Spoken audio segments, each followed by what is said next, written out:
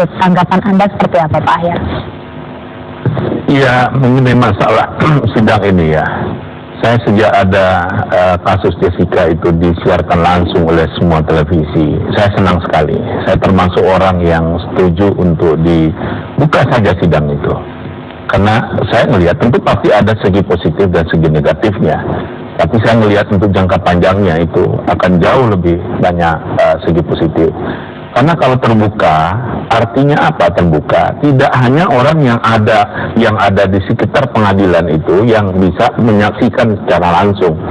Dengan adanya perkembangan teknologi ini lewat media pertelevisian, dia bisa juga melihat seluruh penjuru tanah air, bahkan mungkin juga di dunia internasional, sehingga itu mendidik kita dengan mau tidak mau, hakimnya, jaksanya, pengacaranya, penontonnya, bagaimana berperilaku, bersikap tidak sesuai dengan hukum untuk menjaga marwah atau martabat suatu sidang peradilan itu sendiri. Memang awal-awal akan ada riak-riaknya itu biasa suatu proses. Saya melihat jangka panjangnya itu, sehingga di situ semuanya nanti akan ada mengontrol masyarakat. Dia memang ada pendidikan masyarakat. Ada yang dikhawatirkan oleh orang yang di dalam KUHAP kita, saksi itu sebelum memberikan kesaksian nggak boleh berkomunikasi dulu. Dia dipanggil oleh hakim ke ruangan pengadilan sidang itu satu persatu. Agar apa? Agar dia tidak terjadi persekongkolan, konspirasi di antara mereka memberikan keterangan apa. Nah, mungkin itu tujuan hakikatnya. Tetapi hal itu menurut saya kalau dibuka dia bisa dengar. Setiap saksi maupun ahli, ini kan dia diberikan sumpah.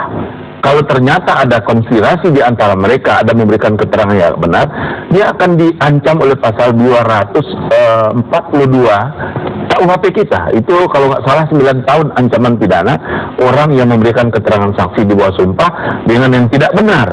Jadi ada sebenarnya hukum pidana sudah menyediakan sarana agar dia memberikan keterangan apa adanya. Jadi itu bisa dijadikan filter untuk diberikan siaran langsung ini. Menurut saya demikian.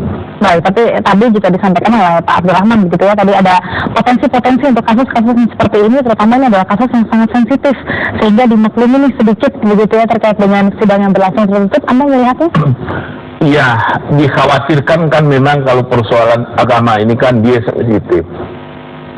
Oleh karena itu perlu mungkin kita menghimbau masyarakat kita, biarkanlah sistem peradilan pidana ini, SAP, criminal justice system ini berjalan apa adanya.